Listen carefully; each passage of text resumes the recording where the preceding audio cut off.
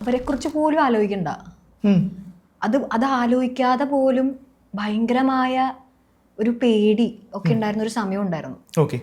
അതിൽ നിന്ന് ഓവർകം ചെയ്തിട്ട് നമ്മളിങ്ങനെ നിൽക്കുമ്പോൾ എനിക്കൊന്നും വേണ്ട, എനിക്ക് ബ്രീത്ത് ചെയ്യാൻ പറ്റിയാൽ മതി, ഇഷ്ടപ്പെട്ട ഫുഡ് കഴിച്ചാൽ മതി, വയറിനൊരു പ്രശ്നമില്ലാതെ ആ ഒരു സ്റ്റേജ് എത്തൂലേ നമ്മൾ.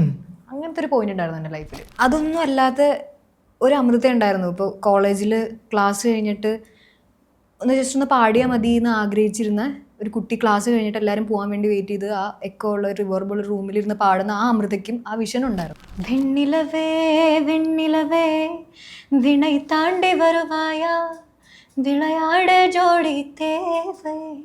ഈശ്വര, എൻ്റെ ഈ ക്വാക്സ് ഒക്കെ ഇങ്ങനെ ചെയ്യാനായിട്ട് അത്രയും വലിയൊരാള് അത് അക്സെപ്റ്റ് ചെയ്ത് അതൊരു വലിയ ഷോയിലൂടെ തുറന്നു പറഞ്ഞല്ലോ. ഇതിലും വലിയൊരു അക്സെപ്റ്റൻസ് എന്താ വേണ്ടത്? അപ്പൊ കരയിൽ എൻ്റെ പാർട്ട് ഓഫ് ഹീലിംഗ് ആണ്, എൻ്റെ part of let it go ആണ്. മിസ് വിറ്റ്സിൽ ഇന്ന് നമ്മോടൊപ്പം അമൃത രാജൻ, സിംഗർ, ഇന്ത്യയുടെ ക്യൂൻ. അല്ല, ഞാനേ ക്വീൻ എന്ന് പറയുന്നത് എനിക്ക് എൻ്റെ കൺഫ്യൂഷൻ ആയിരുന്നു. പക്ഷെ അങ്ങനെ പറഞ്ഞാൽ അമൃതയും സമ്മതിക്കില്ല, ഇന്ത്യൻ ഐഡലിൽ ഫോളോ ചെയ്യുന്ന ആരും സമ്മതിക്കില്ല അല്ലേ, ക്യൂൻ എന്ന് വേണ്ട നമുക്ക് പറയാനായിട്ട്. അപ്പോൾ അമൃതയെ നമ്മൾ ഇന്ത്യൻ ഐഡലിൽ തുടക്കം മുതൽ കാണുമ്പോഴേക്കും ഭയങ്കര കോൺഫിഡൻ്റ് ആയിട്ടുള്ള ഒരാളാണ്. ജില്ലെന്ന് പാട്ടുകൾ പാടിക്കൊണ്ടിരിക്കുന്ന ആളാണ്. അപ്പോൾ ശരിക്കും നോക്കുമ്പോൾ അമൃതയുടെ കോൺഫിഡൻസിനെ എങ്ങനെയാണ് തോന്നുന്നത്? ഭയങ്കര കോൺഫിഡൻ്റ് ആയിട്ടുള്ള ആളാണോ എന്നാണോ തോന്നുന്നത്, അല്ലെങ്കിൽ പാട്ട് പാടുമ്പോൾ കോൺഫിഡൻ്റ് ആണോ എന്നാണോ തോന്നുന്നത്? എങ്ങനെയാണ് ഇപ്പോൾ പാട്ട് പാടുമ്പോൾ അല്ലെങ്കിലും കോൺഫിഡൻസ് ഉണ്ട് എന്ന് പറഞ്ഞു കഴിഞ്ഞാൽ ഞാൻ പറഞ്ഞിട്ടുണ്ട്. അതായത് ഇതിന് മുന്നേ ഒരു ഒരു ഒരു ഒരു ടൈമിൽ ഭയങ്കര കോൺഫിഡൻസ് കുറഞ്ഞൊരു ടൈം ഉണ്ടായിരുന്നു. അപ്പോൾ നമ്മൾ പാട്ട് എന്നുള്ളതല്ല, നമ്മൾ ആസ് എ പേഴ്സൺ തന്നെ കോൺഫിഡൻസ് കുറഞ്ഞു കഴിഞ്ഞു കഴിഞ്ഞാൽ നമ്മളുടെ ചുറ്റും നമുക്ക് ഇങ്ങനെ വന്ന് വീഴുന്ന മെട്രിക്സ് ഉണ്ടല്ലോ, അത് ഡിഫറെൻ്റാ. അപ്പോൾ നമുക്ക് വേറെ വഴിയില്ല, ഈ ലോകത്ത് ജീവിക്കണം. അപ്പോൾ നമ്മൾ കോൺഫിഡൻ്റ് ആയി. വേറെ ഒന്നുമില്ല, ഈ ലോകത്ത് ആരുമില്ല, ഒന്നുമില്ല, നമ്മൾ മാത്രമേ ഉള്ളൂ, ഒന്നും ചെയ്യാനില്ല. നമ്മൾ കോൺഫിഡൻ്റ് ആയില്ലെങ്കിൽ നമുക്കൊന്നും ചെയ്യാൻ പറ്റില്ല. നമ്മളെ തന്നെ ഒന്ന് ചീറപ്പിയാനായിട്ട് നമ്മളാണ് ഏറ്റവും ആദ്യം വരേണ്ടത്. അതെ, അപ്പോൾ അതുകൊണ്ട് കോൺഫിഡൻസ് വേണം. കോൺഫിഡൻസിൽ വന്നു, അപ്പോൾ പാട്ടിലേക്ക് കോൺഫിഡൻസ് വന്നു. അടിപൊളി.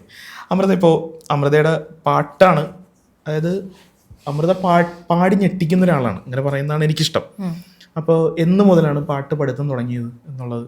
പാട്ട് പഠിത്തം തുടങ്ങിയത് ഒരു 1ാം ക്ലാസ്സിൽ പഠിക്കുമ്പോഴാണ്. പെരുമ്പാവൂരാണ് എൻ്റെ വീട്. പെരുമ്പാവൂര് രാജലക്ഷ്മി അശോകൻ ടീച്ചറിൻ്റെ അടുത്താണ് കർണാട്ടിക് മ്യൂസിക് പഠിച്ചു തുടങ്ങിയത്. അത് കഴിഞ്ഞിട്ട് പിന്നീട് ഇപ്പോൾ അത് കഴിഞ്ഞിട്ട് ഒരു പോയിന്റ് എത്തി കഴിയുമ്പോൾ നമ്മൾ ഡിഫറെന്റ് കൈൻഡ് ഓഫ് സോങ്സ് കേൾക്കുമല്ലോ. അപ്പൊ അങ്ങനെ പല സോങ്സ് എക്സ്പ്ലോർ ചെയ്യാൻ തുടങ്ങി. പിന്നെ കാണുന്ന ആൾക്കാരിൽ നിന്നൊക്കെ ഞാൻ പഠിച്ചുകൊണ്ടിരിക്കുക. അപ്പൊ ഒരു മ്യൂസീഷ്യനെ കണ്ടു കഴിഞ്ഞാൽ, അല്ലെങ്കിൽ ഒരു പാട്ടുകാരെ കണ്ടു കഴിഞ്ഞാൽ അവരെങ്ങനെയാണ് അത് പാടുന്നത്, അല്ലെങ്കിൽ ഇപ്പോൾ അവരെന്ത് ടെക്സ്ചറാണ് യൂസ് ചെയ്യുന്നത്, എന്ത് ടെക്നിക്കാണ് അവിടെ യൂസ് ചെയ്യുന്നത്. അപ്പൊ ഒരു പോയിന്റ് വരെ എന്ന് പറഞ്ഞു കഴിഞ്ഞാൽ ഞാൻ മ്യൂസിക്കിനെ ടെക്നിക്കലി കാണൂലായിരുന്നു. ഒരു ഹാബിറ്റ് പോലെയായിരുന്നു. ക്ലാസ്സിൽ പോണു, പഠിക്കുന്നു. അതിനുശേഷമാണ് പിന്നെ നമ്മൾ സെൽഫ് അവെയർ ആവുമല്ലോ. നമ്മൾ നമ്മുടെ പേഴ്സണാലിറ്റിനെ പറ്റിയിട്ടൊക്കെ ആലോചിക്കുമ്പോഴാണ് നമ്മുടെ ആർട്ടിനെ പറ്റിയിട്ടും ആലോചിച്ചത്. അങ്ങനെ ആലോചിക്കുന്ന ഒരു സമയത്താണ് എൻ്റെ വോക്കൽ ടെക്സ്റ്റിനെ പറ്റിയിട്ട് ഞാൻ ഒബ്സർവ് ചെയ്യാൻ തുടങ്ങുന്നത്. അങ്ങനെ ഇരിക്കുന്ന നേരത്ത് 1-2 റിയാലിറ്റി ഷോസിൽ പോണു. അപ്പോൾ അവിടെ നിന്ന് കിട്ടുന്ന അവർ പറയുന്ന ഇൻസൈറ്റ്സ്, ഈവൻ കോ കണ്ടസ്റ്റൻസ്, ഞാൻ പറയണത് പഠിക്കാൻ പറ്റുന്നിടത്തു നിന്നൊക്കെ ഇങ്ങനെ ഞാൻ പഠിക്കാറുണ്ട്, പഠിച്ചുകൊണ്ടിരിക്കുകയാണ് ഇപ്പോഴും. ഈ റേഞ്ച് ഇത്രയും ഒരുപാട് നല്ല റേഞ്ചിൽ പാടുന്ന ഒരാളാണല്ലോ. അപ്പോൾ അതുമൊക്കെ ഈ പറഞ്ഞ പോലെ ഒരു പോയിന്റിൽ തിരിച്ചറിയുന്നതാണോ? ഈ നേരത്തെ പറഞ്ഞ പോലെ ഞാൻ പഠിച്ചു പോകല് പാടി പോവാന്നുള്ളതേ ഉണ്ടായിരുന്നുള്ളൂ എന്ന് പറയുന്ന പോലെ പാടി വന്നപ്പോൾ അങ്ങ് ഓക്കെ എനിക്ക് ഈ റേഞ്ച് വരെ അങ്ങനെ അറിയുന്നതാണോ, അല്ലെങ്കിൽ അതിനുവേണ്ടി പണിയെടുത്ത അവിടെ വരെ എത്തിയാണോ? ഞാൻ പറഞ്ഞില്ലേ, ഒരു പോയിന്റിലൊന്നും ഞാൻ ഇങ്ങനെ എൻ്റെ റേഞ്ച് റെഡി ആക്കണം ഇങ്ങനൊന്നും ഓർത്തല്ല ഞാൻ പാടിക്കൊണ്ടിരുന്നത്. അതെ, അത് ഞാൻ ചോദിച്ചത്.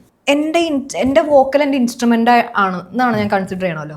അപ്പോൾ എന്ന് പറഞ്ഞാൽ എനിക്ക് ഒരു പാട്ടിൻ്റെ മെലഡി മാത്രമല്ല, പാട്ടിൽ വരുന്ന BGMs എനിക്ക് പാടാൻ പറ്റണം. അപ്പോൾ അങ്ങനെയൊക്കെ ഞാൻ ട്രൈ ചെയ്യുമായിരുന്നു. അപ്പോൾ അങ്ങനെ ട്രൈ ചെയ്യണതിൻ്റെ ഭാഗമായിട്ട് തന്നെ ഡെവലപ്പ് ചെയ്ത് വന്നൊരു സംഭവമാണ്. പിന്നെ ഇതിനൊക്കെ കുറേ ടെക്നിക്സ് ഉണ്ട്. ഇപ്പോൾ നമ്മൾ കഴുത്ത് പിടിക്കുന്ന രീതി, അത് ആദ്യം നമ്മൾ അങ്ങനെ റൂളിൽ ഫോളോ ചെയ്തു. ഒരു പോയിന്റ് കഴിഞ്ഞ് കഴിയുമ്പോൾ ആ റൂള് ബ്രേക്ക് ചെയ്യാൻ തുടങ്ങി. ഞാൻ ബ്രേക്ക് ചെയ്യാൻ തുടങ്ങിയെന്ന് പറഞ്ഞു കഴിഞ്ഞാൽ അത് ബ്രേക്ക് ചെയ്യാനായിട്ട് ഞാൻ ഒന്ന് ഓടിയിട്ടൊക്കെ പാടും, സ്റ്റെപ്പ് ഇറങ്ങിയിട്ട് സ്റ്റെപ്പ് കയറിയിട്ട് പാടും, കാറിലിരിക്കുമ്പോൾ പാടും. അപ്പൊ എന്ന് പറഞ്ഞാൽ നമുക്ക് ബ്രത്ത് ഇല്ല, അപ്പൊ നമ്മൾ എങ്ങനെ അത് കൺട്രോൾ ചെയ്യും, അങ്ങനെയുള്ള സാധനങ്ങൾക്ക് ഇങ്ങനെ എക്സ്പെരിമെന്റ് ചെയ്യാൻ തുടങ്ങി.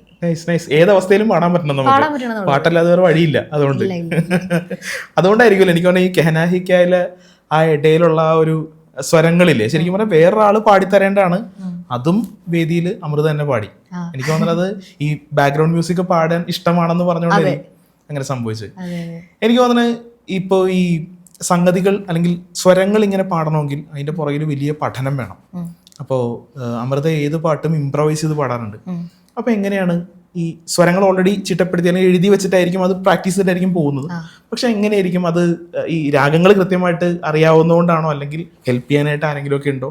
ഇതെനിക്ക് മാത്രമുള്ള സംശയമല്ല, അമൃതയെ ഫോളോ ചെയ്യുന്ന ആൾക്കാർക്കും ഉണ്ടാവും. എങ്ങനെയാണ് ഈ സ്വരങ്ങളിലേക്കൊക്കെ ഉള്ള നൊട്ടേഷൻസിലേക്കൊക്കെ വരുന്നത് എങ്ങനെയാണ്? അപ്പോൾ അതെനിക്ക് തോന്നുന്നു ആ പഠിച്ച രീതിയുടെ ആയിരിക്കാം ഒരു പക്ഷേ. അതായത് ആ നല്ല തറായിട്ട് പഠിച്ചു ഒരു പോയിന്റിൽ. നമ്മളിപ്പോൾ ഈ പഞ്ചരത്ന കൃതികളൊക്കെ പഠിക്കുമ്പോഴേ പാട്ട് ടീച്ചറായിട്ട് പറഞ്ഞു തരുന്നതിന് മുന്നേ അതിലേക്കുള്ള ഗോത്രൂ ചെയ്തിട്ട് തന്നെ മെലഡി കണ്ടുപിടിക്കാൻ ശ്രമിക്കുമായിരുന്നു. അപ്പോൾ ടീച്ചറും നമുക്ക് അങ്ങനെ ഒരു പോയിന്റ് എത്തിയപ്പോൾ നമുക്ക് ഇങ്ങനെ തരും. അപ്പം അങ്ങനെ അതിൻ്റെ പാർട്ടായിട്ട് വന്നപ്പോൾ നമ്മളറിയാണ്ട് തന്നെ നമുക്കിപ്പോൾ ഒരു മെലഡി കിട്ടിക്കഴിഞ്ഞ് കഴിഞ്ഞാൽ അതിനെ നൊട്ടേറ്റ് ചെയ്യാൻ വേണ്ടി ശ്രമിക്കുക. അതൊരു ഗെയിം പോലെയായിരുന്നു. അതുപോലെ തന്നെ നമുക്കൊരു മെലഡി കമ്പോസ് ചെയ്യാൻ പറ്റും. അപ്പോൾ അതിൻ്റെ മെലഡീസ് എന്താണെന്നുള്ളത് ഇങ്ങനെ മനസ്സിൽ കൂടെ പോകും. ഒരു മെലഡി ഇങ്ങനെ കേൾക്കുന്നുണ്ടെങ്കിൽ, ഒരു ഫ്ലൂട്ട് ഇങ്ങനെ വായിക്കുന്നുണ്ടെങ്കിൽ അതിങ്ങനെ ഒരു സ്വരം ഇങ്ങനെ തലയിൽ കൂടെ പോകും. അപ്പം നമുക്ക് അപ്പോൾ ഒരു പിന്നെ നമുക്ക് വേണ്ടതെന്ന് പറഞ്ഞാൽ രാഗത്തിൻ്റെ ഫ്ലേവറാണ്. ആ ഫ്ലേവർ ഏറ്റവും കൂടുതൽ കിട്ടണം എന്നുണ്ടെങ്കിൽ നമ്മൾ ആ രാഗം എത്രത്തോളം കേൾക്കണോ അത്രത്തോളം നമുക്ക് ആ രാഗത്തിന്റെ ഫ്ലേവർ. ഈ സ്വരങ്ങൾ തലയിൽ കൂടി പോകുന്നു പറഞ്ഞില്ല, എത്ര വയസ്സ് മുതൽ ഇതിങ്ങനെ? അതൊന്നും എനിക്ക് ഓർമ്മയില്ല. അല്ല, നല്ല ആക്ച്വലി ഇത് കേൾക്കുമ്പോഴത്തേക്ക് ഒരു രസമുള്ള കാര്യമാണ്. കാരണം ഇപ്പൊ ഞാൻ പാട്ട് കേൾക്കുന്ന ഒരാളാണ്, പക്ഷെ എന്റെ തലയിൽ കൂടി സ്വരങ്ങളൊന്നും പോകില്ല. പക്ഷെ അത് തലയിൽ കൂടി അങ്ങനെ സ്വരങ്ങളായിട്ട് പോകുന്നു പറയുന്ന ഒരാൾക്ക് നമുക്ക് അറിയണമല്ലോ. അത് എത്ര വയസ്സ് മുതലാണ്, അല്ലെങ്കിൽ ഏത് പ്രായം മുതലൊക്കെ ആയിരിക്കും? അല്ലെ എനിക്ക് തോന്നുന്നു കൂടുതലും കീർത്തനങ്ങളൊക്കെ പഠിച്ചു വന്നപ്പോഴായിരിക്കും അങ്ങനെ അല്ലേ? ഇപ്പൊ നമ്മള് ഇന്റർനെറ്റിലേക്ക് വന്നിട്ടുണ്ടല്ലോ, ഇപ്പോൾ അതിൻ്റെ അകത്ത് ഹേരാമയാണ് ഏറ്റവും ആദ്യം ഹിറ്റായെന്ന് എനിക്ക് തോന്നുന്നു. അപ്പോൾ ഹേരാമ അങ്ങനെ പാടണമെങ്കിൽ അതിന്റെ പുറകിൽ ഒരുപാട് നാളത്തെ പണിയെടുക്കേണ്ടി വരും ഇല്ലേ? നല്ല പണിയെടുത്തിട്ടുണ്ട് അതിൻ്റെ അകത്ത്. അപ്പോൾ ഈ ഹേരാമ അങ്ങനെ എടുത്ത എഫേർട്ട് എത്രത്തോളമാണ്, എത്ര നാളായിട്ട് അതിന്റെ പിന്നിൽ വർക്ക് ചെയ്യുന്നുണ്ട് ആ ഒരു പാട്ടിന് വേണ്ടിയിട്ട്? ആക്ച്വലി ഹേരാമ നമ്മൾ ഷോയ്ക്ക് പോകുമ്പോൾ, നമ്മൾ ഓഡീഷനൊക്കെ പോകുമ്പോൾ നമ്മുടെ കയ്യിൽ ഒരു ലിസ്റ്റ് ഉണ്ടാവുമല്ലോ. ആ ലിസ്റ്റിൽ സത്യം പറഞ്ഞാൽ ഈ പാട്ട് ഉണ്ടായിരുന്നില്ല. ഓക്കെ. പക്ഷെ അവിടെ ചെന്ന് കഴിഞ്ഞപ്പോൾ ഞാൻ ആ പാട്ട്, എനിക്ക് ആ ഒരാഴ്ച മുമ്പാണ് ആ പാട്ട് പാടണം എന്നുള്ളൊരു ഡിസിഷനിലേക്ക് വരുന്നത്. അപ്പൊ നമ്മൾ ബാൻഡായിട്ട് ജസ്റ്റ് ഇങ്ങനെ പാടി നോക്കുമല്ലോ. അപ്പൊ പാടി നോക്കുന്നതിന്റെ ഇടയിൽ നമുക്കൊരു ഇംപ്രവൈസേഷൻ ചെയ്യണം എന്നുള്ളൊരു സംഭവം വന്നപ്പോ ആ ഒരു 2-3 ദിവസത്തിൽ ചെയ്തൊരു സാധനമാണ്. അതിന്റെ സ്വരങ്ങൾ ഞങ്ങൾക്ക് വേണ്ടി ഏതെങ്കിലും ഒരു പോർഷൻ.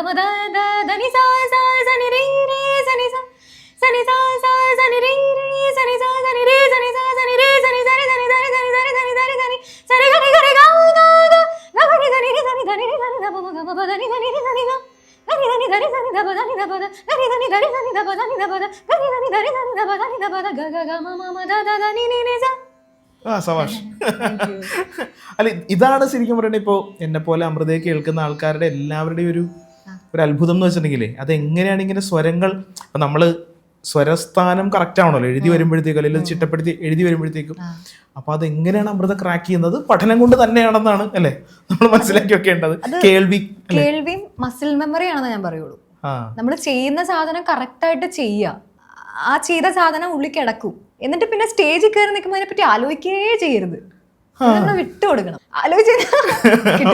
മനസ്സിലായി. ഞാൻ ഇത് പറഞ്ഞപ്പോഴത്തേക്കാണ് അമൃത ഏതോ ഒരു റൗണ്ടിൽ, എനിക്ക് ഓഡിഷന്റെ നമ്മൾ കാണുന്ന റൗണ്ടിലാന്ന് തോന്നുന്നു, അമൃത ഇങ്ങനെ മൂളി നോക്കിയിട്ട് നമുക്ക് പിടിക്കാൻ ബാക്കി എന്ന് പറയുന്നുണ്ട്. അപ്പോഴേ നമുക്കറിയാലോ അമൃത അങ്ങനെ ഒരുപാട് ചിന്തിക്കുന്ന, അത് വെച്ചാൽ ചിന്തിച്ച് കൊളവാക്കുന്നില്ല, നമുക്ക് പെർഫോം ചെയ്യാം എന്നുള്ള സീനിലാണ് പറഞ്ഞപ്പോൾ എനിക്ക് അത് ആ എപ്പിസോഡിൽ കേസരക്കാണ് ഞാൻ അങ്ങനെ ചെയ്യുന്നത്. അതിന്റെ തൊട്ടു മുന്നിലൊക്കെ നമുക്ക് ഭയങ്കര പ്രഷറും കാര്യങ്ങളൊക്കെ ഉണ്ട്. എനിക്ക് അതിന് തൊട്ടു മുന്നേ പനി വരുന്നുണ്ട്, എന്റെ ത്രോട്ട് അത്ര ഓക്കെ ഒന്നും അല്ല.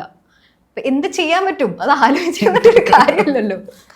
അപ്പൊ നമ്മള് മതി, കേൾക്കുന്നുണ്ടോ, എൻ്റെ ശബ്ദം കേൾക്കുന്നുണ്ടോ, മതി, പോയി പാടാം, അത്രേ ഉള്ളൂ, എൻജോയ് ചെയ്ത് പാടാം, അത്രേ ഉള്ളൂ. ഇപ്പൊ നമ്മള് ഇന്ത്യയിൽ കാണുന്നതിൽ വെച്ചിട്ടേ വളരെ വലിയ പേരുകളാണ് ഈ വിശാൽ ദദ്ലാനി, ബാദ്ഷാ, ശ്രേയ ഘോഷാൽ എന്നൊക്കെ ഉള്ള പേര്. അത് കഴിഞ്ഞിട്ട് പിന്നെയും ഒരുപാട് പേര് വന്നു. ഇപ്പോൾ അമൃതയുടെ പാട്ട് കേൾക്കാനായിട്ട് ഒരുപാട് പേര്, നമ്മൾ ഈ പറഞ്ഞ വലിയ പേരുകൾ ഒരുപാട് പേര് വന്നു. പക്ഷെ മേജർലി അവിടെ മെയിൻ ജഡ്ജസ് ആയിട്ടിരിക്കുന്ന ഇവര് 3 പേരാണല്ലോ. ഇവരുടെ 3 പേരുടെ മുന്നിൽ പാടുമ്പോൾ ഒരു ടെൻഷനില്ലേ? അതായത് ശ്രേയ ഘോഷാൽ എന്ന് പറയുമ്പോഴത്തേക്കും ഇന്ത്യയിലെ തന്നെ ഏറ്റവും വലിയ സിംഗേഴ്സിൽ ഒരാളാണ്. വിശാൽ ദദ്ലാനി കമ്പോസറാണ്, ബാദ്ഷാ കമ്പോസറാണ്. അവരൊക്കെ വിളിക്കുമ്പോഴത്തേക്ക് ഒരു വിറവൽ. അവരെ കുറിച്ച് പോലും ആലോചിക്കണ്ട. അത് ആലോചിക്കാതെ പോലും ഭയങ്കരമായ ഒരു പേടി ഒക്കെ ഉണ്ടായിരുന്ന ഒരു സമയം ഉണ്ടായിരുന്നു. ഓക്കെ, അതിൽ നിന്ന് ഓവർകം ചെയ്തിട്ട് നമ്മളിങ്ങനെ നിൽക്കുമ്പോൾ എനിക്കൊന്നും വേണ്ട, എനിക്ക് ബ്രീത്ത് ചെയ്യാൻ പറ്റിയാൽ മതി, ഇഷ്ടപ്പെട്ട ഫുഡ് കഴിച്ചാൽ മതി, വയറിനൊരു പ്രശ്നമില്ലാതെ. ആ ഒരു സ്റ്റേജ് എത്തൂലേ നമ്മൾ. അങ്ങനത്തെ ഒരു പോയിന്റ് ഉണ്ടായിരുന്നു എൻ്റെ ലൈഫിൽ. അപ്പോൾ ഇങ്ങനെ നോക്കുമ്പോൾ ഇതെൻ്റെ സെക്കൻഡ് ലൈഫാണ്, എനിക്ക് ലൈഫ് ജീവിക്കണം.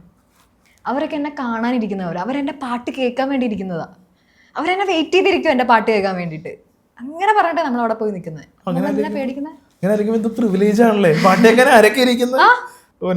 എന്തിനാ പേടിക്കുന്നത്? പേടിച്ച് കൊളാക്കിയിട്ട് എന്താ കാണിക്കാൻ പോകുന്ന ഈ ലോകത്ത്? നീ ഓടി മരിച്ചു, ഇനി ജീവിക്ക് എന്നുള്ളൊരു സംഭവം വരുവാ. ഇപ്പൊ നമ്മള് അമൃതയുടെ നമ്മൾ എഴുത്ത് ലൈഫിലേക്ക് വന്നിട്ടുണ്ടെങ്കിൽ എന്നാണ് എഴുതാൻ പറ്റും എന്നൊക്കെ തിരിച്ചറിയുന്നതാണ്. ഇപ്പോൾ അമൃതയ്ക്ക് പാട്ടുകൾ എഴുതാൻ പറ്റും എന്നൊക്കെ ഉള്ളൊരു തിരിച്ചറിവ് ഉണ്ടാവുമല്ലോ. അത് പണ്ട് മുതൽ എഴുതുന്നതാണോ അല്ലെങ്കിൽ? പാട്ട് എഴുതുക എന്ന് പറഞ്ഞാൽ ഈ സ്കൂളിലൊക്കെ പഠിക്കുമ്പോൾ ചെറുതായിട്ട് കവിതകളൊക്കെ എഴുതുമായിരുന്നു. അതൊക്കെ പക്ക കൂറയാണ്. എന്നെ ചേട്ടനൊക്കെ കളിയാക്കും. അത്ര അടിപൊളി സംഭവമൊന്നും അല്ല. നമ്മുടെ മനസ്സിലുള്ള എന്താണോ അതൊക്കെ ഇങ്ങനെ എഴുതി വെക്കും. പിന്നെ ട്യൂൺ ഇടുക, കമ്പോസ് ചെയ്യാനുള്ള സംഭവം എങ്ങനെയാണെന്ന് വെച്ച് കഴിഞ്ഞാൽ, ഈ നമുക്ക് പണ്ട് ഈ മറ്റേ ഗാനങ്ങൾ, സിനിമാ ഗാനങ്ങൾ എന്ന് പറഞ്ഞിട്ട് ഒരു ബുക്ക് കിട്ടും, ദാസറിന്റെ പടമൊക്കെ ഉള്ള റെഡ്. അപ്പൊ അതില് നമ്മളത് വാങ്ങിച്ചു കഴിയുമ്പോൾ നമുക്ക് അതിൽ ചിലപ്പോൾ 2-3 പാട്ടൊക്കെ ആയിരിക്കും അറിയുള്ളൂ. ബാക്കി പാട്ട് നമുക്ക് അറിയില്ല, കേൾക്കാനൊരു അങ്ങനെ ഇതൊന്നും ഉണ്ടായിരുന്നില്ല. അപ്പൊ ഞാൻ എന്ത് ചെയ്യുന്ന വെച്ച് കഴിഞ്ഞാൽ ഈ പാട്ട് ഞാൻ സ്വന്തമായിട്ട് ട്യൂൺ ഇട്ട് പാടും. അങ്ങനെയായിരുന്നു എൻ്റെ ആദ്യത്തെ കമ്പോസിങ് അല്ലെങ്കിൽ ട്യൂൺ ഇടൽ പരിപാടി എന്ന് വേണമെങ്കിൽ പറയാം. അത് കഴിഞ്ഞ് ഞാൻ ആദ്യമായിട്ട് കമ്പോസ് ചെയ്തൊരു പാട്ടെന്ന് പറയുകയാണെങ്കിൽ, ഞാൻ 9th പഠിക്കുമ്പോൾ, ഞാൻ ഗവൺമെന്റ് ഗേൾസ് ഹയർ സെക്കൻഡറി സ്കൂളിലാണ് പഠിച്ചത്. അവിടെ ഞങ്ങൾക്കൊരു നാടകം ഉണ്ടായിരുന്നു. അപ്പം നാടകം എഴുതിയത് ഞങ്ങളുടെ ഇംഗ്ലീഷ് ടീച്ചർ അനുശ്രീ ടീച്ചറാണ് ആ നാടകം എഴുതുന്നത്. അപ്പം ടീച്ചർ ഇങ്ങനെ പറയാണ്, അമൃത നമുക്കൊരു നാടകം ഉണ്ട്, അപ്പം അതിലൊരു പാട്ട് കമ്പോസ് ചെയ്യണം, നീ കമ്പോസ് ചെയ്യണം, നീ തന്നെ പാടുകയും ചെയ്യണം, വരി ഞാൻ എഴുതാം എന്ന് പറഞ്ഞിട്ട് ടീച്ചർ എനിക്ക് വരി എഴുതുന്നു. അപ്പം അങ്ങനെ ഞാനൊരു സാധനം ഇങ്ങനെ കമ്പോസ് ചെയ്ത്, ഇങ്ങനെ 2 പാട്ട് കമ്പോസ് ചെയ്തു. ഒരെണ്ണം ഒരു ഫോക്ക് ഒരു സാധനം, പിന്നെ വേറൊരു സാധനം. ആ നാടകത്തിന് വേണ്ടിയിട്ട് ഒരു സാധനം കമ്പോസ് ചെയ്തത്. അതാണ് എൻ്റെ ഓർമ്മയിൽ ചെയ്ത് ഒരു സംഭവത്തിന് വേണ്ടി ചെയ്തൊരു വർക്ക് എന്ന് പറയാനായിട്ട്. അത് കഴിഞ്ഞിട്ട് ഇനിയിപ്പോ പുതിയ ഇൻഡിപെൻഡന്റ് ട്രാക്കുകൾ ഏതൊക്കെയാ വരുന്നത്? അത് കഴിഞ്ഞിട്ട് കടലിനകത്തിലേക്ക് പോകണം. ഏതൊക്കെയാ വരുന്നത് പുതിയ ഇൻഡിപെൻഡന്റ് ട്രാക്കുകൾ? ചിന്തയിലുണ്ടോന്ന് ചോദിച്ചാൽ ഒരു വർക്ക് ഫുള്ളി പ്രൊഡക്ഷനൊക്കെ കഴിഞ്ഞിരിക്കുവാണ്.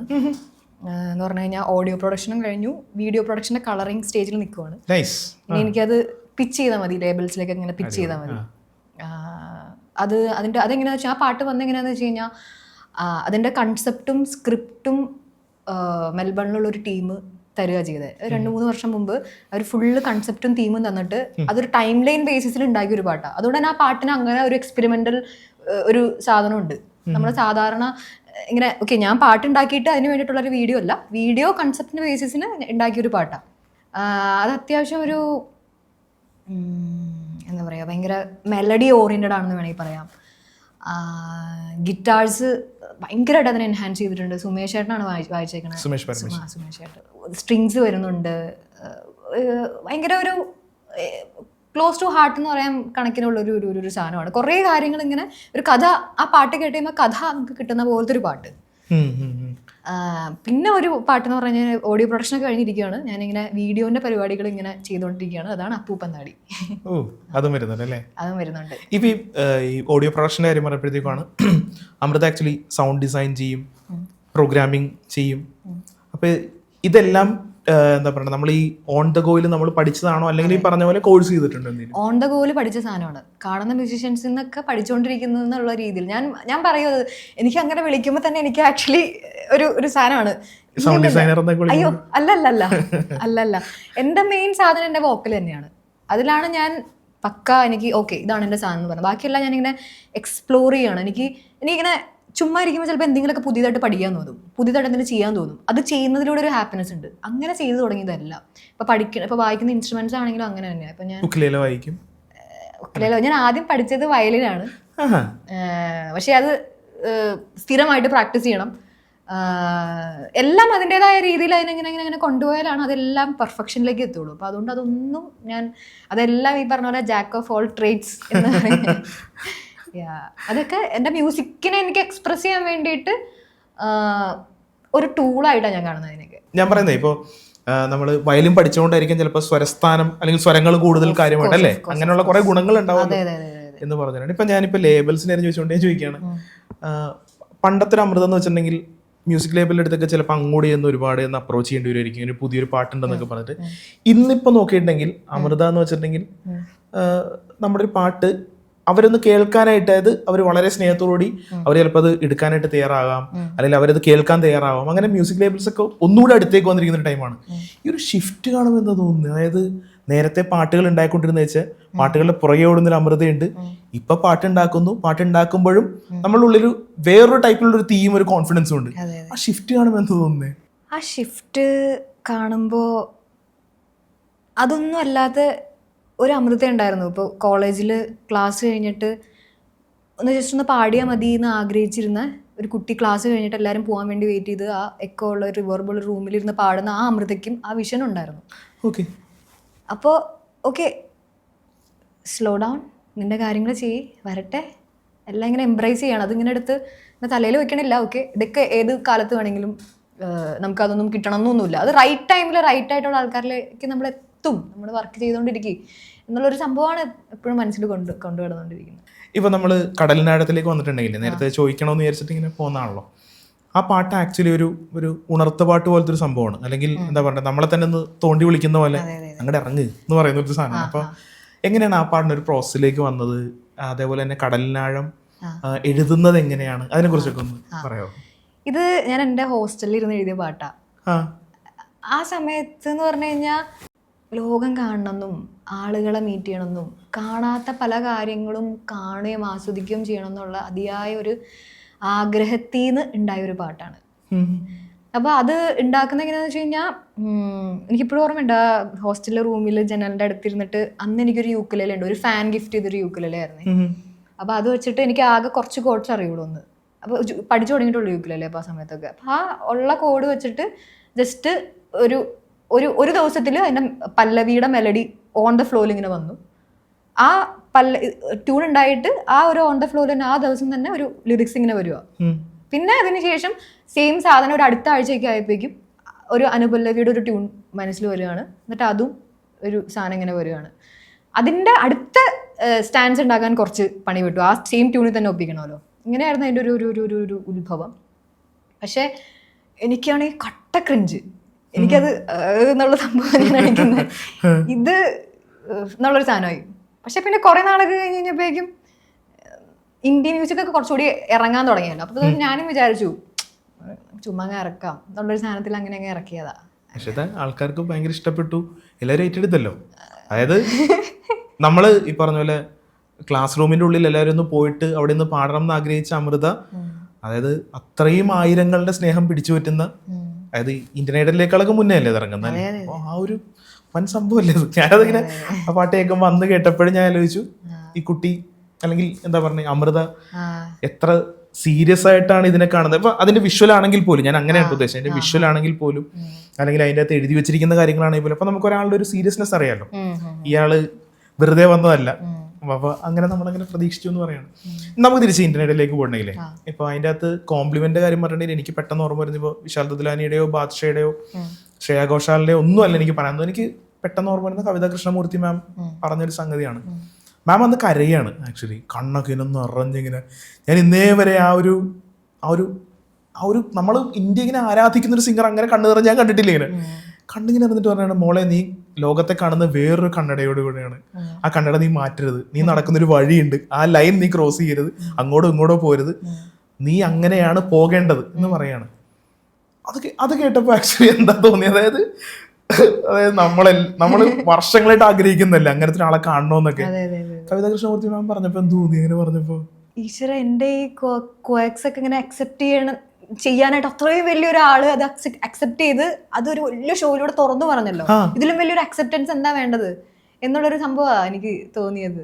ഭയങ്കര ഗ്രേറ്റ്ഫുൾ ഒരു ഫീലാ തോന്നിയപ്പോ. അന്ന് അവിടെ വെച്ച് തന്നെ പറഞ്ഞല്ലോ, ഞാനത് ഇപ്പോഴും ഓർക്കണ്ട, വീഡിയോയിൽ അവിടെ വെച്ച് തന്നെ പറഞ്ഞു thank you Indian Idol, thank you India for accepting me എന്ന് പറഞ്ഞില്ലേ.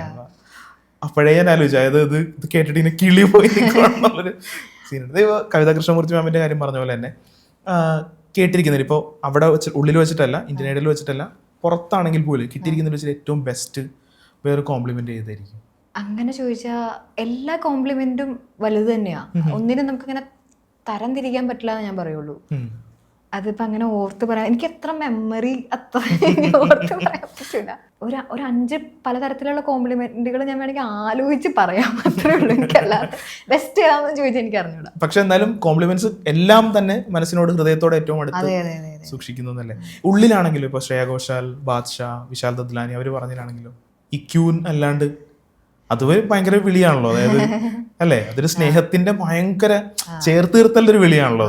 അതല്ലാണ്ട് വേറെ അതല്ലാതെ ഈ ഓഫ് ക്യാമറ ഒക്കെ പറയുന്ന സാധനങ്ങള് ഞാൻ ഇങ്ങനെ കേട്ടിട്ടുണ്ട്. അപ്പൊ അതൊക്കെ കേൾക്കുമ്പോൾ ഭയങ്കര ഇതായിട്ട്, ഇപ്പൊ മറ്റേ ഹേറാമ പാടി കഴിഞ്ഞിട്ട് വിശാൽ സാറ് പറയുന്നുണ്ട്, ലോകത്ത് ഇതുപോലെയുള്ള മനുഷ്യന്മാര് വേണം, എസ്പെഷ്യലി ഇൻ ഇന്ത്യ എന്ന് പറഞ്ഞൊരു സാധനമൊക്കെ സാറ് പറയുന്നുണ്ട്.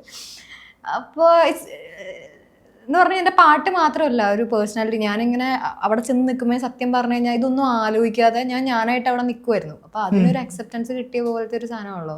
ഈ പാടുന്നതിൻ്റെ ഇടയ്ക്ക് ഇപ്പോൾ നമ്മൾ ഈ പറഞ്ഞ പോലെ, അതായത് എക്സ്ട്രാ സാധനങ്ങൾ അവിടെ വെച്ച് ഇംപ്രവൈസ് ചെയ്ത് അങ്ങനെ ചെയ്യാറുണ്ടോ? അങ്ങനെ ഇന്റർനെറ്റിലൊക്കെ പറ്റാറുണ്ടോ? ഇപ്പൊ ഹെയറാമ നോക്കുകയാണെങ്കിൽ ഞാൻ ഓരോ പ്രാവശ്യം പ്രാക്ടീസ് ചെയ്യുമ്പോഴും ഓരോരോ സംഗതികളാണ് ഞാൻ ഇട്ടുകൊണ്ടിരുന്നത്. ചില സാധനങ്ങൾ റിപ്പീറ്റേഷനിൽ വരും. ഇപ്പൊ ഞാൻ പ്രാക്ടീസ് ചെയ്യുമ്പോൾ ചില സാധനങ്ങൾ റിപ്പീറ്റേഷനിൽ വരും. പക്ഷേ ഞാൻ അവിടെ പോയി നിന്ന സമയത്ത് ഓക്കെ, ഇന്ന സെക്കൻഡ് ലൈനിൽ ഇന്ന സംഗതി തന്നെ ഇടും, പിന്നെ ഇവിടെ ഇന്ന സംഗതി തന്നെ ഇടും, ഇവിടെ ഞാൻ ശ്വാസം എടുക്കും, ഇവിടെ ഞാൻ അത് കുറച്ചുകൂടി സസ്റ്റെയിൻ ചെയ്യും. ഈ സാധനം ഞാൻ ഉണ്ടായിരുന്നില്ല എൻ്റെ തലയിൽ. ഓക്കെ, അത് ഉണ്ടാവണ്ടാന്ന് തന്നെ പോയി നിന്നാണ് അവിടെ പാടിയത്.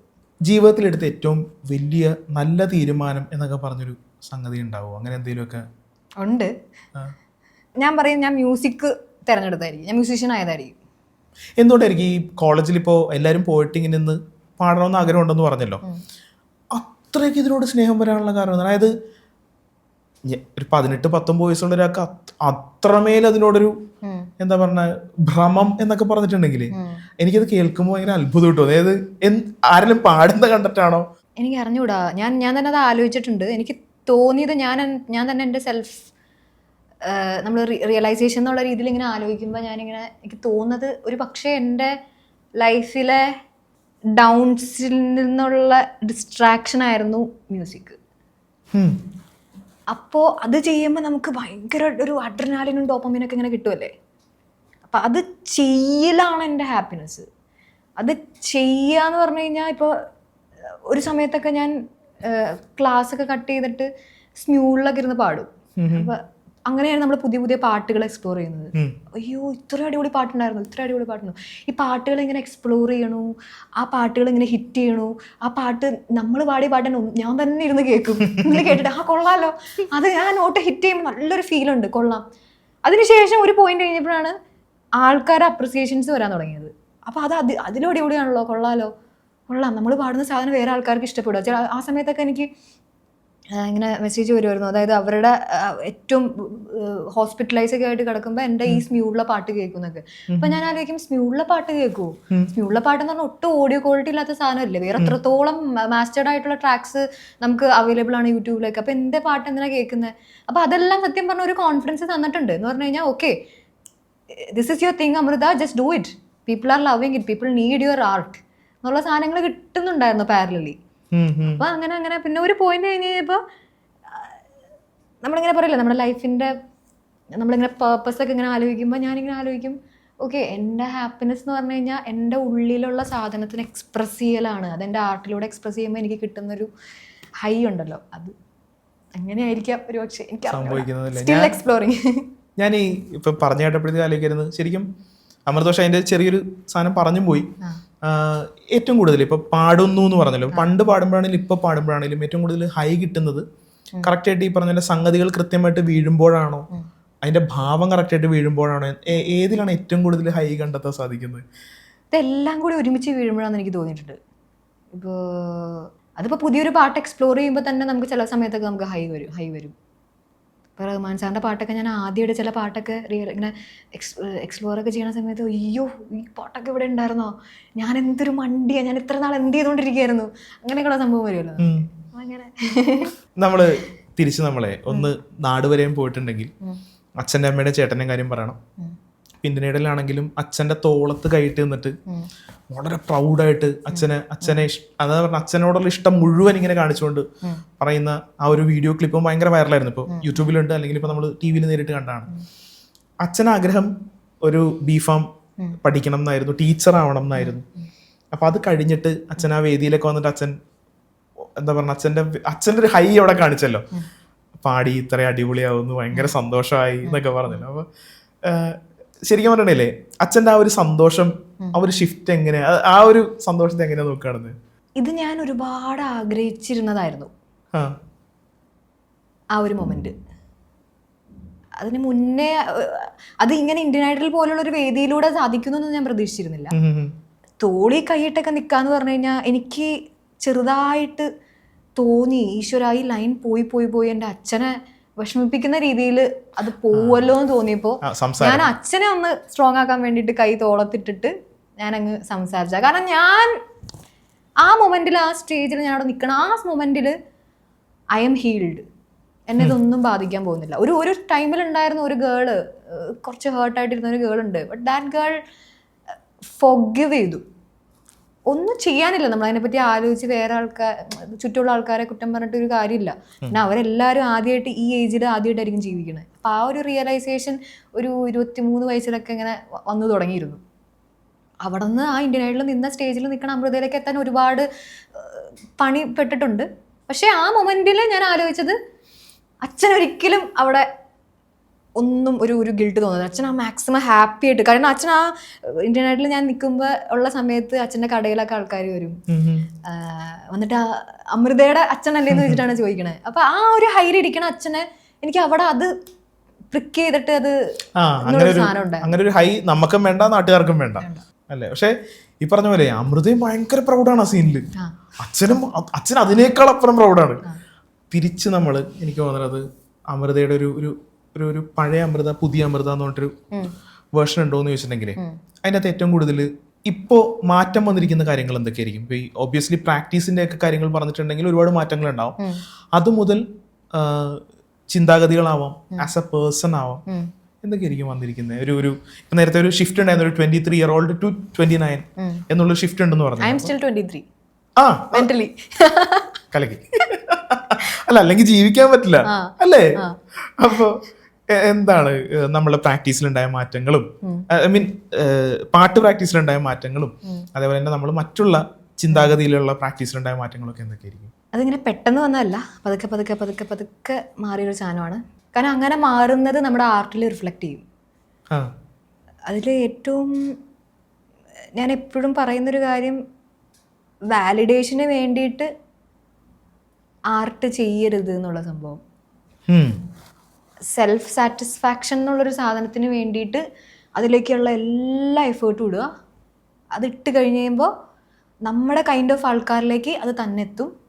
അപ്പോൾ അതിൽ നിന്നൊരു ഹൈ കിട്ടും.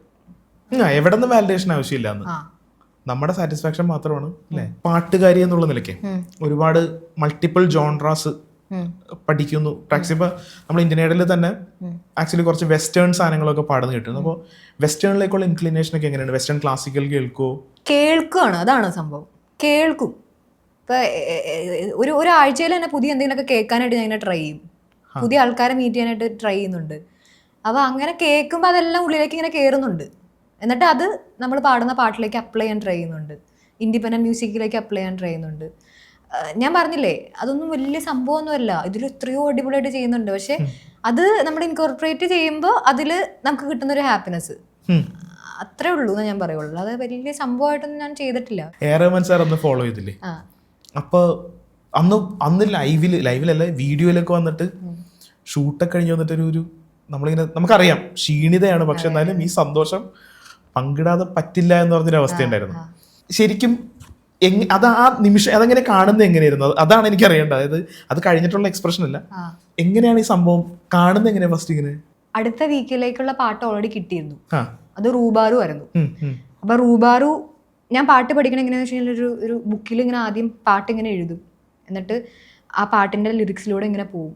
അപ്പൊ ആ ലിറിക്സ് എന്ത് മീനിങ് ആണോ കൊള്ളുന്നത്, അപ്പൊ ഞാനിങ്ങനെ ലിറിക്സിന്റെ മീനിങ്ങിലൂടെ പോകാൻ നേരത്ത് അയ്യോ ഇത് എൻ്റെ ലൈഫായിട്ട് എനിക്ക് ഇപ്പം റിലേറ്റ് ചെയ്യാൻ പറ്റുന്ന ലിറിക്സ് ആണല്ലോ എന്നുള്ള രീതിയിലൊക്കെ ഞാനിങ്ങനെ കാണുക. കാരണം ആ സമയത്ത് റഹ്മാൻ സാർ ഫോളോ ചെയ്യുന്നതിന് മുന്നേ തന്നെ ഒരുപാട് ഞാൻ ആരാധിക്കുന്ന ഒരുപാട് ആക്ടേഴ്സ്, ആക്ട്രസസ്, ആർട്ടിസ്റ്റ് ഫീൽഡ് തന്നെ, മ്യൂസിക് ഫീൽഡ് തന്നെയല്ല വേറെ അല്ലാതെയുള്ള ഒരുപാട് ആളുകൾ ഫോളോ ചെയ്യുന്നുണ്ട്. അവിടെയൊക്കെ അപ്രിസിയേഷൻസ് കിട്ടുന്നുണ്ട്. നമ്മൾ ഏറ്റവും ഹാപ്പിനെസ്സിൽ നിൽക്കുന്ന ഒരു സമയമാണ്. അപ്പോൾ ആ ലിറിക്സ് എനിക്ക് റിലേറ്റ് ചെയ്യാൻ പറ്റുന്നുണ്ട്. അപ്പോൾ റഹ്മാൻ സാറിൻ്റെ ഒരു എന്ന് പറഞ്ഞാൽ ഞാനിങ്ങനെ യൂണിവേഴ്സിലേക്ക് ഇങ്ങനെ വിട്ട ഒരു സാധനമാണ്, പറഞ്ഞ് വിട്ട സാധനം. ഞാൻ പിന്നെ അതിനെ തിരിഞ്ഞു നോക്കിയിട്ടില്ല. അപ്പം അങ്ങനെ ഇരിക്കാൻ നേരത്ത് ഞാൻ ഇങ്ങനെ പ്രാക്ടീസ് ചെയ്യാൻ വേണ്ടി, അപ്പം ആ സമയത്ത് എനിക്ക് സോഷ്യൽ മീഡിയയിൽ നിന്നൊക്കെ അപ്രിസിയേഷൻ കിട്ടുന്നുണ്ടെങ്കിലും ആ ഇന്ത്യൻ ഐഡലിൻ്റെ ഒരു അറ്റ്മോസ്ഫിയറിൽ എനിക്കൊരു കിക്ക് വേണമായിരുന്നു. അങ്ങനെ ഇരിക്കാൻ നേരത്ത് ഞാനിങ്ങനെ പാട്ട് കേൾക്കണു, ലിറിക്സ് നോക്കുന്നു. ജസ്റ്റ് അതൊക്കെ കഴിഞ്ഞ് ഞാൻ ജസ്റ്റ് ഇൻസ്റ്റാഗ്രാം നോക്കാൻ നേരത്ത് നോട്ടിഫിക്കേഷൻ അങ്ങനെയായിരുന്നു. അപ്പം എനിക്ക് ആ സമയത്ത് ഇങ്ങനെ കുറച്ച് കരയാൻ വേണ്ടി മുട്ടി നിൽക്കുമായിരുന്നു. എനിക്കൊരു കാര്യമുണ്ട്, ഞാൻ എല്ലാ വീക്കിലും കരയും. ഞാൻ എല്ലാ വീക്കിലും കരയുന്നത് എൻ്റെ ഒരു റുട്ടീനാണ്. ചില സമയത്ത് എനിക്ക് കരച്ചിൽ വന്നില്ലെങ്കിൽ ഞാൻ ഏതെങ്കിലും ഒരു പാട്ട്, ഇപ്പോൾ എനിക്ക് കരയാൻ വേണ്ടിയിട്ട് എനിക്കൊരു കുറച്ച് ട്രാക്കുകളുണ്ട്. അതിലൊന്നാണ് ക്രൈ ഓഫ് റോസ് എന്ന് പറഞ്ഞിട്ട് ഒരു ഓർക്കസ്ട്രൽ വേർഷൻ ഉണ്ട് റഹ്മാൻ സാർ, നവീൻ കുമാറൊക്കെ പ്ലേ ചെയ്തിട്ടുള്ളത്. അതെൻ്റെ അങ്ങനെ കരയാൻ വേണ്ടിയിട്ട് ഞാൻ എടുത്തു വെച്ചിരുന്ന ട്രാക്ക്. ഞാൻ അങ്ങനെ എല്ലാ വീക്കിലും കരയും.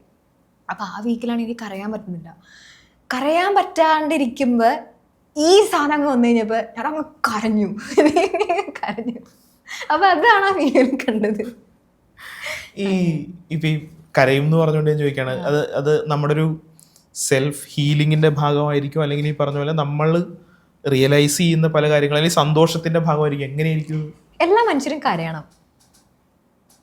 എത്രയോ പേര് ഇത് കണ്ടുകൊണ്ടിരിക്കണം, എത്രയോ പേര് ഉള്ളിൽ എത്രത്തോളം ഭാരം കയറ്റി വെച്ചിട്ട് കരയാണ്ടിരിക്കുന്നുണ്ട്. നിങ്ങൾ കരയും, ഞാൻ അതാ പറയുള്ളൂ.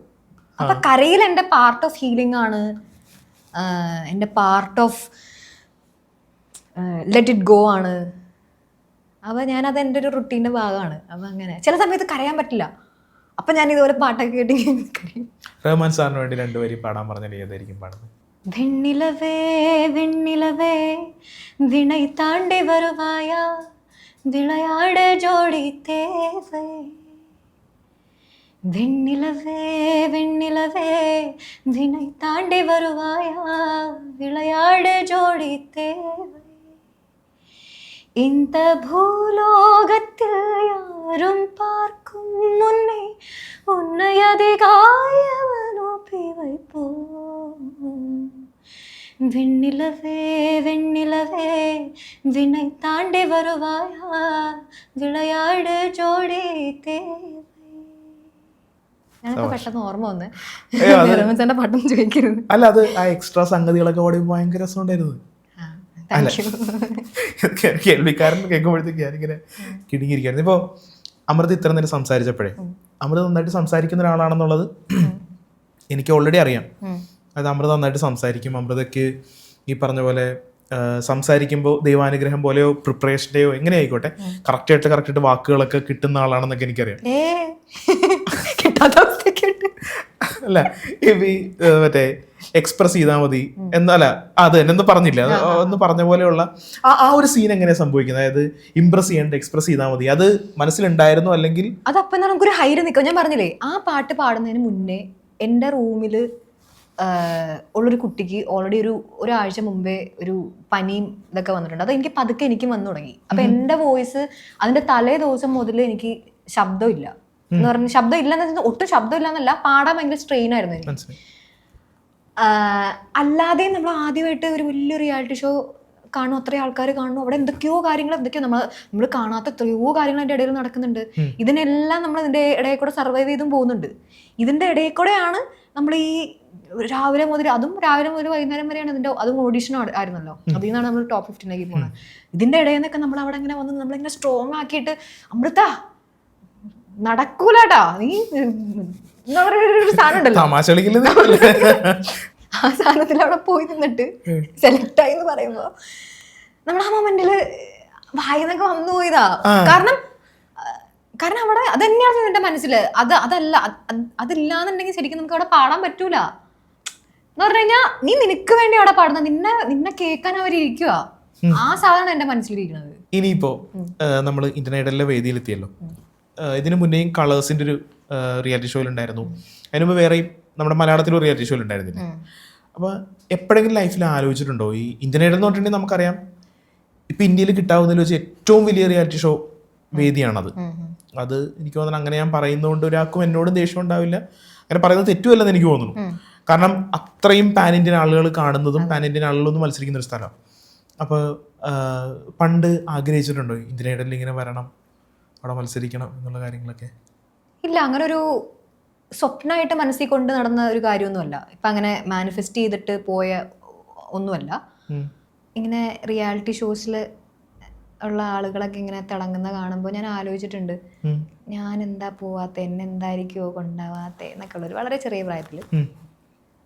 അപ്പോഴൊക്കെ മറ്റേ വേറൊരു റൂട്ട്, പഠിത്തം, അത് ആയിട്ടില്ല, റെഡി ആയിട്ടില്ല എന്നൊക്കെ ഉള്ളൊരു കാര്യങ്ങൾ നമ്മളിങ്ങനെ കേൾക്കുമല്ലോ. അപ്പം അങ്ങനെ കോളേജിലൊക്കെ എത്തിക്കഴിഞ്ഞപ്പോഴാണ് നമ്മൾ സെൽഫ് എക്സ്പ്രസ് ചെയ്യണതിൻ്റെ പാർട്ടാണ് ആർട്ട് എന്ന് പറയുന്നത്. സ്മ്യൂളിൽ വരണു, സ്മ്യൂളിൽ നിന്ന് ഇങ്ങനെ അപ്രിസിയേഷൻസ് കിട്ടുന്നു, ഫേസ്ബുക്കിൽ പാടുന്നു, 2-3 പാട്ടുകളൊക്കെ ചെറുതായിട്ട് വൈറലാവുന്നു, ആളുകളിലേക്ക് എത്തുന്നു. അപ്പോൾ ആളുകളിലേക്ക് എത്തുമ്പോൾ നമുക്ക് കുറേ കൂടി നല്ല നല്ല മ്യൂസീഷ്യൻസിനെ പരിചയപ്പെടാനുള്ള അവസരങ്ങൾ കിട്ടുന്നു. അപ്പോൾ ആ പരിചയപ്പെടുന്നതിലൂടെ മ്യൂസിക്കിനെ കുറേ കൂടി അറിയാൻ പറ്റുന്നു. അപ്പം അങ്ങനെയൊക്കെ വന്നതിൻ്റെ ഭാഗമായിട്ടാണ് ആദ്യമായിട്ട് കളേഴ്സ് ടി വിയിൽ പോണത്. കളേഴ്സ് ടി വിയിൽ എനിക്ക് ഇങ്ങോട്ട് ഇങ്ങനെ ഒരു ഓഡിഷൻ നടക്കുന്നുണ്ട്, പങ്കെടുക്കാൻ താല്പര്യമുണ്ടോ എന്ന് ചോദിച്ചിട്ട് ഞാൻ പോവുകയാണ് ചെയ്തത്. അപ്പോൾ അതൊരു ഹിന്ദി ആയിരുന്നു. അപ്പോൾ ആ സമയത്ത് എനിക്ക് അതിൽ കൂടുതൽ പ്രഷറും കാര്യങ്ങളുണ്ടായിരുന്നു. അത് സത്യം പറഞ്ഞാൽ സർവൈവലായിരുന്നു അവിടെ നടന്നത്. അപ്പോൾ അങ്ങനെയായിരുന്നു എൻ്റെ ആ ഒരു റിയാലിറ്റി ഷോ. അപ്പോൾ അതിനുശേഷം ഇന്ത്യൻ ഐഡലിലേക്ക് എങ്ങനെ എത്തിയെന്ന് വെച്ച് കഴിഞ്ഞാൽ, ഒരു പോയിന്റിൽ ഞാൻ പറഞ്ഞില്ലേ, എനിക്ക് ജീവിച്ചാൽ മതി, ഞാൻ ലൈഫൊക്കെ എക്സ്പ്ലോർ ചെയ്യണം എന്നുള്ളൊരു സമയത്ത് ഇതുപോലെ എനിക്ക് ഇതിന് മുന്നേ ഇന്ത്യൻ ഐഡലിൽ ഒരു കോള് വന്നിരുന്നു. ഞാൻ അന്ന് പോയില്ല. കോള് വന്നിരുന്നു ഇൻ ദ സെൻസ് നമുക്കിങ്ങനെ ഓഡിഷൻ നടക്കുന്നുണ്ടെന്ന് അറിഞ്ഞു ഞാൻ, പക്ഷെ ഞാൻ പോയില്ല. പക്ഷെ ആ വർഷം എനിക്കിങ്ങനെ ഒരു കോള് വരുന്നു. അപ്പം ഞാൻ ചുമ്മാ ഇരിക്കുക, ഞാൻ ലൈഫ് എക്സ്പ്ലോർ ചെയ്യാൻ വേണ്ടി ഇരിക്കുക. ആ സമയത്ത് എനിക്കൊന്നുമില്ല, എനിക്ക് ജീവിച്ചാൽ മതി എന്നുള്ളൊരു സമയം വന്നപ്പോൾ ഓക്കെ, എനിക്ക് ആ ഒരു ഫേസ് ഓഫ് ലൈഫ് ഞാൻ കുറച്ച് നാൾ മുംബൈയിൽ നിൽക്കാം. അപ്പം ഞാൻ അങ്ങനെ അങ്ങ് ഓഡിഷന് കൊടുക്കുക ചെയ്യുന്നത്. അങ്ങനെ ഓഡിഷന് കൊടുക്കുന്നു. ഫസ്റ്റ് ഓഡിഷൻ മുംബൈയിലായിരുന്നു. ഒരു ഓഗസ്റ്റ് 1-ാം തീയതിയാണ് ഞാൻ അവിടെ പോകുന്നത്. അതിന് അടുത്ത മാസം സെക്കൻഡ് ഓഡിഷന് പോകുന്നു. അതും മുംബൈയിൽ തന്നെയായിരുന്നു, വേറൊരു സ്ഥലത്തായിരുന്നു. അപ്പോൾ അങ്ങനെ നമ്മളെല്ലാവരും നിൽക്കുന്ന പോലെ അവിടെ ഞാൻ വേറെ കുറേ മലയാളികളൊക്കെ മീറ്റ് ചെയ്തിരുന്നു. അങ്ങനെ പോണു, ഇങ്ങനെ സംഭവിക്കുന്നത്. ഇങ്ങനെ തിരിഞ്ഞു നോക്കുമ്പോൾ അത്രയും 6 വർഷം 1 വർഷം ആയല്ലേ, അല്ലെങ്കിൽ അങ്ങനെ 8 മാസം ആയല്ലേ എന്നിങ്ങനെ ആലോചിക്കുക. അത്രേ ഉള്ളൂ. എനിക്ക് തോന്നിയിട്ടുള്ളൊരു സാധനമാണ്, തെറ്റാണോ ശരിയാണോ എന്ന് അമൃത വേണം പറയാനായിട്ട്. അതായത് വേറെ ആരെയും തോൽപ്പിക്കാനില്ലാത്തതുകൊണ്ടാണ് അമൃതയ്ക്ക് നന്നായി പാടാൻ പറ്റുന്നത്. വളരെ കോൺഫിഡൻ്റ് ആയിട്ട് അമൃത ഉദ്ദേശിക്കുന്ന റേഞ്ചിലും അമൃത ഉദ്ദേശിക്കുന്ന എക്സ്പ്രഷനിലും ആ ഒരു മജാന്നോ ഡൈനാമിക്സ്ന്നോ അതിൽ പാടാൻ പറ്റുന്നതെന്ന് ഞാൻ വിശ്വസിക്കുന്നു. അങ്ങനെ ഒരു ഞാൻ പറഞ്ഞാൽ അത് തെറ്റാണോ ശരിയാണോ? എന്തായിരിക്കും അമൃതയ്ക്ക് പറയാൻ തോന്നുന്നത്? ശരിയാണ്. ആർട്ട് ആരെയും തോൽപ്പിക്കാനല്ല, സെൽഫ് എക്സ്പ്രസ് ചെയ്യാൻ വേണ്ടിയിട്ടാണ്. കോമ്പറ്റീഷൻ അവിടെ പോയി നിൽക്കുന്നത്, കോമ്പറ്റീഷൻ തിങ്കേ ചെയ്യരുത്. നമുക്ക് ആ എൻവയൺമെൻറ്റിൽ നമുക്ക് എല്ലാം കിട്ടുമോ ആ സമയത്ത്. നമുക്ക് നല്ല ഇന്നിയർ കിട്ടുന്നു, നല്ല കിടിലം മൈക്ക്, നല്ല സ്പീക്കേഴ്സ്, നമ്മളെ കേൾക്കാൻ ആരാ വന്നിരിക്കുന്നത്? ഓഡിയൻസ് ആണ്. അവർ ജഡ്ജ് ചെയ്യാനിരിക്കുന്നു എന്ന് വിചാരിക്കുകയേ ചെയ്യരുത്. നമ്മുടെ ജഡ്ജ്മെന്റ് നമ്മൾ തന്നെ ചെയ്യണം. അത് നമ്മളെപ്പോഴാണ് ചെയ്യേണ്ടത്? പ്രാക്ടീസ് ചെയ്യുന്ന സമയത്ത് ചെയ്യണം. അവിടെ പോയി നിൽക്കുമ്പോൾ ഞാൻ അത് വീഴ്ത്തുവോ, ആ ഗാ അവിടെ വീഴുവോ, എത്തുമോ, ആ ഹൈ പിച്ച് അവിടെ എത്തുമോ, അത് ആലോചിക്കുകയേ ചെയ്യരുത്. അവിടെ പോയി നമ്മൾ ഞാൻ പറയില്ലേ, നമ്മൾ ആർട്ട് ചെയ്യുക അല്ലെങ്കിൽ ആർട്ട് എക്സ്പ്രസ് ചെയ്യുമ്പോൾ നമ്മൾ വേറൊരു ട്രാൻസിലേക്ക് പോകും. അപ്പം നമുക്കൊരു ഹൈ കിട്ടുമല്ലോ. പല ആൾക്കാരുടെയും ആ ഹൈ എന്നുള്ളത് പലതായിരിക്കാം. ഇപ്പോൾ വെള്ളം അടിക്കുമ്പോൾ കിട്ടും, പുക വലിക്കുമ്പോൾ കിട്ടും. അപ്പം എനിക്ക് ആ സ്റ്റേജിൽ നിന്ന് ആ ചെയ്യുമ്പോഴാണ് എനിക്ക് ആ ഹൈ കിട്ടുന്നത്. അപ്പം അത് കിട്ടാൻ വേണ്ടിയിട്ട് അത്രയും വലിയ ടീം എനിക്ക് വേണ്ടി പറയും. അത്രയും ക്യാമറ, അവരെല്ലാവരും പെർഫെക്റ്റ് ആയിട്ട് ക്യാമറയൊക്കെ ആംഗിളൊക്കെ വെച്ചിങ്ങനെ ഇരിക്കുമല്ലേ. മറ്റേത് ഞാനിതെല്ലാം ഒറ്റയ്ക്ക് വീട്ടിലിരുന്ന് ചെയ്യണ്ടേ. ക്യാമറയും ലൈറ്റിങ് ഞാൻ തന്നെ വെച്ച് കവർ ഇടണ്ടേ, ഇക്കലെ ഞാൻ തന്നെ വായിക്കണം.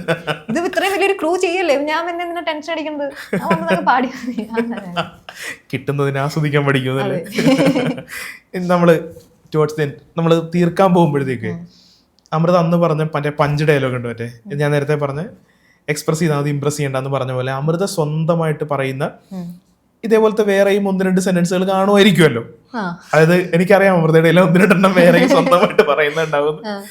അങ്ങനത്തെ ഉണ്ടെങ്കിൽ എൻ്റെ ഒരെണ്ണം നമുക്ക് എല്ലാവർക്കും വേണ്ടി, അതായത് ഞങ്ങളെ ഒന്ന് മോട്ടിവേറ്റ് ചെയ്യാനായിട്ട്, അല്ലെങ്കിൽ ഞങ്ങളെ ഈ പറഞ്ഞ പോലെ ഞങ്ങളോടുന്ന ഓട്ടം അതിന് ലക്ഷ്യസ്ഥാനത്തും ഞങ്ങൾ ഈ പറഞ്ഞ പോലെ എല്ലാവരും കേട്ടോ, ഞങ്ങൾ ഉദ്ദേശിക്കുന്ന നമ്മളെല്ലാവരും അതിനുവേണ്ടി അമൃത ഉച്ചരിക്കുന്ന മന്ത്രം ഞങ്ങൾക്ക് വേണ്ടിയും കൂടി ഒരെണ്ണം ഞങ്ങൾക്ക് കൂടി പറയാമോ എന്ന് അറിയാൻ വേണ്ടി ചോദിച്ചാൽ. നമുക്ക് എപ്പോഴും ഇങ്ങനെ ഹൈ ആയിട്ട് ഇരിക്കാനൊന്നും പറ്റുമൊന്നുമില്ല. നമുക്ക് ചിലപ്പോൾ ഡൗൺ ആവും. ആ സമയത്ത് ഡൗട്ട് ചെയ്യരുത് എന്നുള്ളതാണ്. കാരണം ഡൗട്ട് ചെയ്യാൻ ചുറ്റും വേറെ കുറേ ആൾക്കാരുണ്ടാവും. നമ്മളെ ഒരിക്കലും നമ്മൾ ഡൗട്ട് ചെയ്യരുത്. ഡൗട്ട് ചെയ്യുന്നുണ്ടെങ്കിൽ അത് ഇമ്പ്രൂവ്മെന്റിനായിരിക്കണം. നമ്മൾ നമ്മുടെ പാർട്ട് ചെയ്യുക, എന്നിട്ട് ലെറ്റ് ഇറ്റ് ഗോ. എന്തായാലും ഒരുപാട് സന്തോഷം. നമ്മൾ ഈ പറഞ്ഞ പോലെ പാട്ടിനെ കുറിച്ച് പറഞ്ഞു, ലൈഫിനെ കുറിച്ച് പറഞ്ഞു, ലൈഫിലുണ്ടായ സന്തോഷങ്ങൾ, ലൈഫിലുണ്ടായ മാറ്റങ്ങളെല്ലാം പറഞ്ഞു. ഒരുപാട് സന്തോഷം അമൃത. നമ്മൾ ഇന്ത്യൻ ഐഡലിന്റെ സമയത്തും നമ്മൾ ഫോണിൽ സംസാരിച്ചിരുന്നു. അന്നും അമൃതയുടെ കയ്യിലുള്ള ഒരു എനർജി ഉണ്ട്, അതിപ്പോഴും ഉണ്ട്, അതിന് മുന്നേ ഉണ്ട്. ആ എനർജി ഇങ്ങനെ പൊയ്ക്കൊണ്ടിരിക്കട്ടെ എന്ന് ആശംസിച്ചുകൊണ്ട് thank you. Thank you so much. Thank you.